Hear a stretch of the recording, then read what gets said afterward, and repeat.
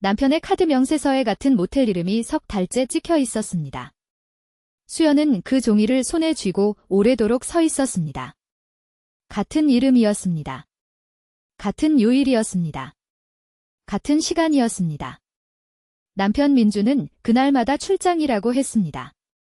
수연은 아무 말 없이 날짜를 확인했습니다. 그리고 그 다음 화요일 직접 찾아갔습니다. 남편을 봤습니다. 낯선 여자와 함께였습니다. 심장이 멈출 것 같았습니다. 하지만 진짜 충격은 그 다음이었습니다. 그 여자의 얼굴을 제대로 본 순간 수연은 온몸이 굳어버렸습니다. 어디선가 본 듯한 얼굴이었습니다. 거울 속에서 15년을 살아도 모르는 게 있었습니다. 수연은 아침마다 남편의 셔츠를 다림질했습니다. 풀먹인 와이셔츠에서 나던 그 냄새가 좋았습니다. 결혼 초부터 그랬습니다. 민주는 늘 말했습니다. 당신이 다린 셔츠를 입어야 하루가 제대로 시작되는 것 같아. 수연은 그 말 한마디에 오래 버텼습니다. 아이 없이 둘이 사는 것도, 시어머니의 차가운 눈길도, 때로는 외로운 저녁들도 그 말 하나로 버텼습니다. 이런 의미 있는 이야기를 더 많이 전하고 싶습니다. 구독과 좋아요가 큰 힘이 됩니다. 그런데 올 봄부터 달라졌습니다. 민준이 핸드폰 잠금 번호를 바꿨습니다. 예전에는 결혼기념일 숫자였습니다. 수연도 알고 있었고 민준도 수연이 안다는 걸 알고 있었습니다. 그런데 어느 날 갑자기 바꿨습니다. 말 한마디 없이. 번호 왜 바꿨어? 물어봤습니다. 민주는 잠깐 눈을 깜빡이더니 말했습니다. 해킹 당할 수 있다고 해서. 말은 자연스러웠습니다. 그런데 표정이 달랐습니다. 수연은 그것을 알아챘습니다. 15년을 같이 산 사람의 표정이었기 때문입니다. 귀가 시간도 바뀌었습니다. 예전에는 8시면 들어왔습니다. 특별한 일이 없으면 어김없었습니다. 그런데 봄부터는 10시, 11시가 됐습니다. 야근이 많아졌다고 했습니다. 회사가 힘들다고 했습니다. 수연은 고개를 끄덕였습니다. 밥을 다시 차려냈습니다. 먹다 만 국을 다시 데웠습니다. 그러나 어느 금요일, 민준의 회사 동료 아내를 마트에서 우연히 만났습니다. 그 여자가 웃으며 말했습니다. 민준 씨, 요즘 칼퇴근 하던데요. 우리 남편이 부러워하더라고요.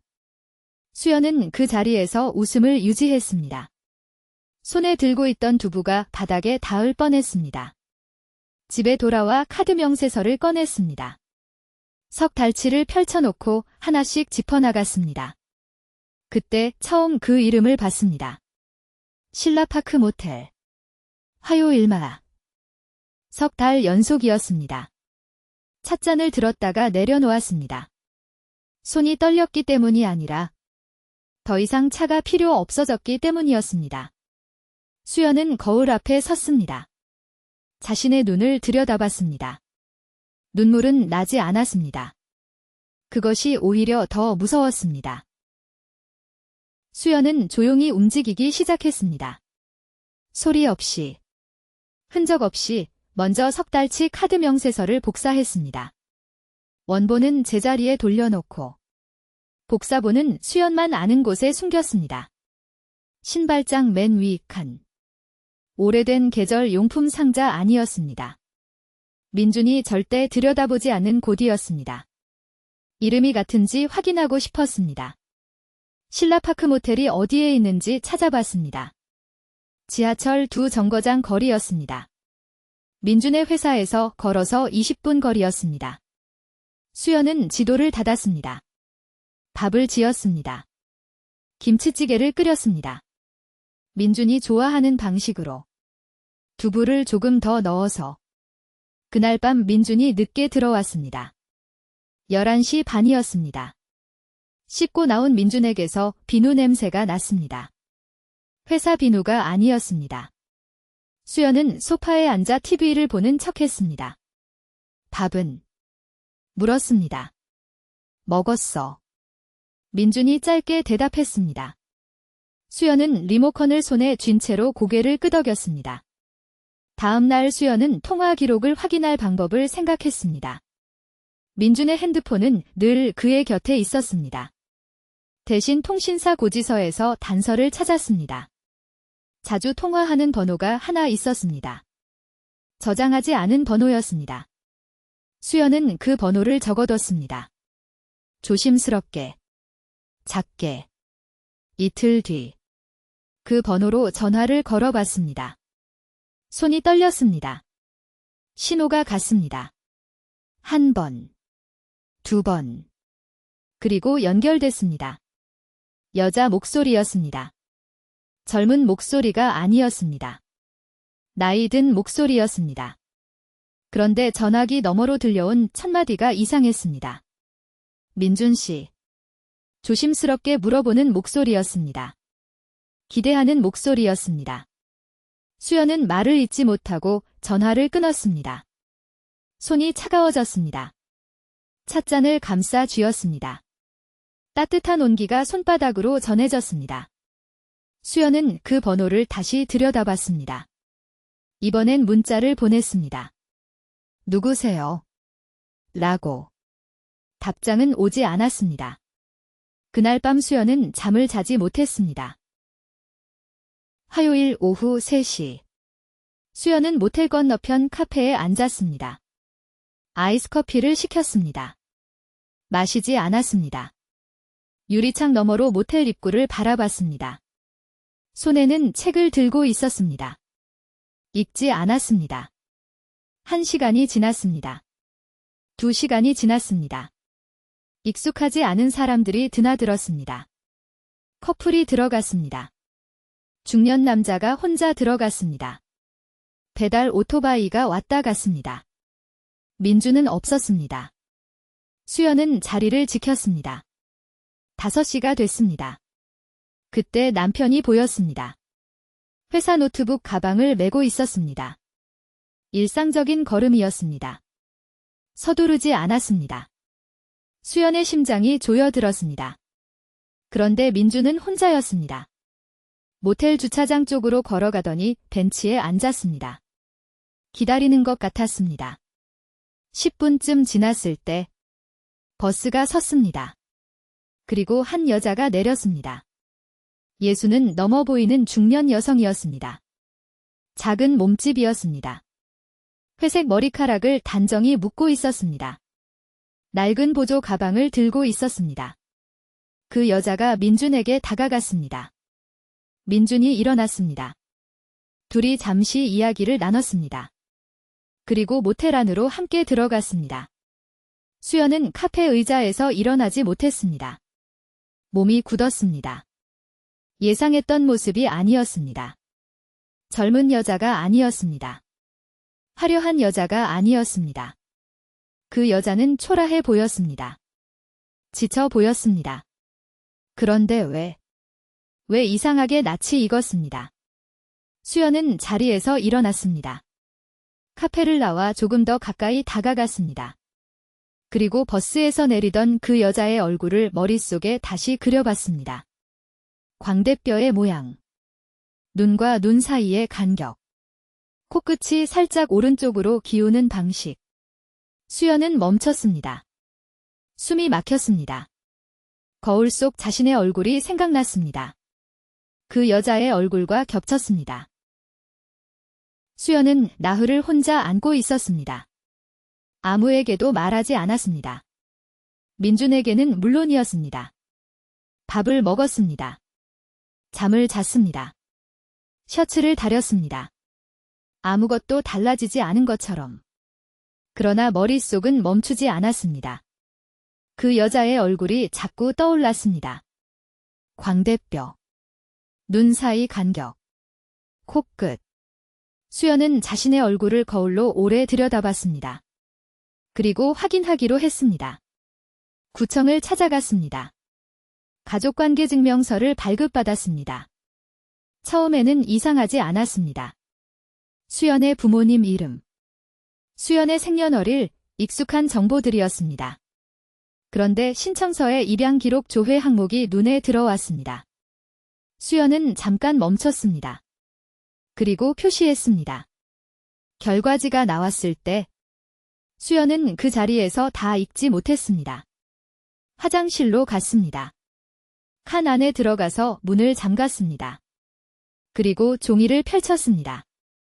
입양 1984년 9월 생모 박영숙 당시 나이 22 수연은 눈을 감았다가 떴습니다. 다시 읽었습니다. 같은 글자였습니다. 모텔 앞에서 버스에서 내리던 그 여자. 낡은 가방을 든 작은 여자. 수연과 같은 광대뼈를 가진 그 여자. 박영숙이었습니다. 수연의 친어머니였습니다. 수연은 입양된 아이였습니다. 40년 동안 몰랐습니다. 양부모님도 말하지 않았습니다. 민준도 말하지 않았습니다. 민준이 알고 있었다는 것. 그것이 그 다음으로 떠오른 생각이었습니다. 그 여자가 민준에게 먼저 다가간 것이었습니다. 아니면 민준이 먼저 알았던 것이었습니다. 수연은 화장실 벽에 등을 기댔습니다. 찻잔처럼 손이 차가워졌습니다. 눈물이 났습니다. 그런데 무엇 때문에 우는 건지 알 수 없었습니다. 수연이 민준 앞에 서류를 내려놓은 것은 토요일 아침이었습니다. 아무것도 묻지 않았습니다. 그냥 놓았습니다. 입양 기록과 카드 명세서와 통화 기록을 함께. 민준은 오래 그것들을 내려다봤습니다. 말이 없었습니다. 수연이 먼저 입을 열었습니다. 언제부터 알았어? 질문이 아니었습니다. 민준이 천천히 고개를 들었습니다. 눈이 빨개져 있었습니다. 잠을 못 잔 것 같았습니다. 3년 됐어. 민준이 말했습니다. 수연은 그 자리에서 한동안 움직이지 않았습니다. 3년. 그 말이 공기 속에서 무겁게 떠다녔습니다. 민준이 설명하기 시작했습니다. 3년 전. 낯선 여자에게서 전화가 왔다고 했습니다. 자신이 수연의 친어머니라고 말하는 여자였다고 했습니다. 처음에는 무시하려 했다고 했습니다. 사기인 줄 알았다고 했습니다. 그런데 그 여자가 수연만 알 수 있는 정보들을 말했다고 했습니다. 수연이 어릴 때 갖고 있던 물건. 입양 당시 수연의 이름. 수연의 손목 안쪽에 있는 작은 점. 민준은 확인했다고 했습니다. 양부모님께 전화했다고 했습니다. 양어머니가 울면서 사실이라고 했다고 했습니다.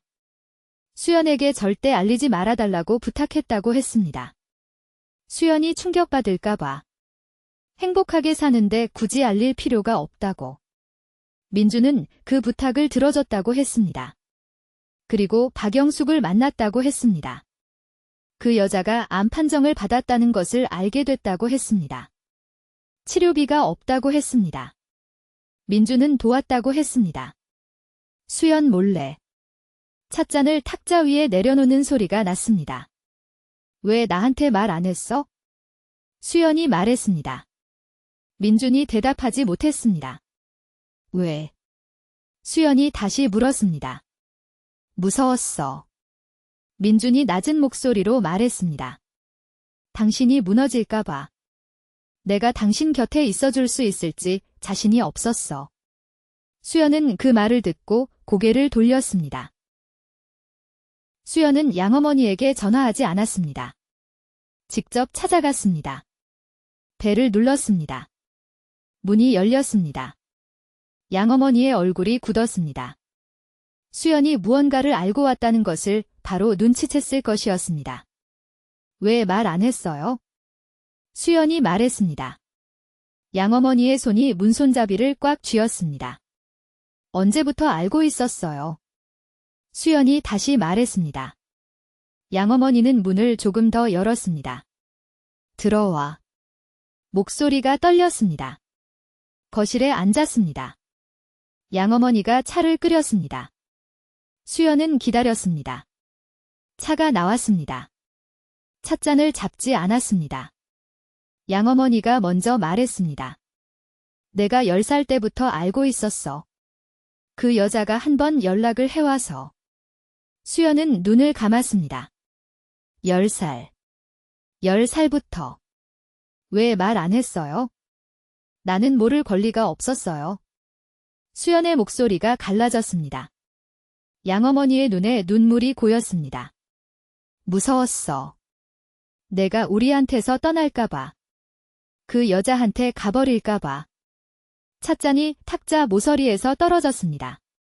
깨졌습니다. 아무도 치우지 않았습니다. 수연은 울었습니다. 오래 울었습니다. 양어머니도 울었습니다. 둘은 서로 껴안지 않았습니다. 그냥 각자 울었습니다. 같은 거실에서 다른 방향을 보며 수연이 일어났을 때 다리가 흔들렸습니다. 양어머니가 손을 내밀었습니다. 수연은 그 손을 잡지 못했습니다. 아직은. 신발을 신으면서 말했습니다. 사랑하는 거 알아요. 그래서 더 아파요. 밖으로 나오자 찬바람이 불었습니다. 수연은 오래 걸었습니다. 어디로 가는지 생각하지 않고 그냥 걸었습니다. 그리고 이제 한 사람이 남아 있었습니다. 만나야 할 마지막 사람이. 박영숙은 생각보다 작았습니다. 공원 벤치에 앉아 있었습니다. 수연보다 먼저 나와 기다리고 있었습니다. 민준이 연락을 해뒀을 것이었습니다. 수연은 잠깐 걸음을 멈췄습니다. 그 옆모습을 봤습니다. 어깨가 작았습니다. 머리카락이 반쯤 흰색이었습니다. 낡은 점퍼를 입고 있었습니다. 수연이 다가가 옆에 앉았습니다. 둘은 한동안 말이 없었습니다. 멀리서 비둘기 소리가 났습니다. 바람이 낙엽을 밀었습니다. 박영숙이 먼저 말했습니다. 얼굴이 나를 닮았네. 수연은 대답하지 않았습니다. 박영숙이 말했습니다. 22이었다고 했습니다. 결혼도 하지 않은 나이였다고 했습니다. 아이 아버지는 도망쳤다고 했습니다. 부모님은 아이를 낳으면 집에서 나가라고 했다고 했습니다. 낳았습니다. 그리고 입양을 보냈습니다. 잘 사는 집에 보내주고 싶었다고 했습니다. 가난하고 혼자인 자신보다 더 좋은 곳에. 수연은 그 말을 들으면서 공원의 흙을 바라봤습니다. 보고 싶었어요. 박영숙이 말했습니다. 한 번만. 잘 사는 걸 보고 싶었어요. 그 다음에는 사라지려고 했어요. 민준 씨가 도와줘서. 멀리서 한 번만 보고 갈 수 있었어요? 그걸로 됐어요. 수연의 눈에서 눈물이 흘렀습니다. 막으려 하지 않았습니다. 아파요. 수연이 물었습니다. 박영숙이 잠깐 웃었습니다. 치료하고 있어요. 민준 씨 도움으로. 수연은 고개를 끄덕였습니다. 민준이 그 돈을 어떻게 마련했는지 이제 알았습니다. 미운 마음이 아직 남아 있었습니다. 그러나 그것만은 아니었습니다. 두 사람은 오래 앉아 있었습니다. 손을 잡지 않았습니다. 껴안지도 않았습니다. 그냥 나란히 앉아 같은 방향을 봤습니다. 따뜻한 햇살이 벤치 위에 내려왔습니다. 수연은 생각했습니다.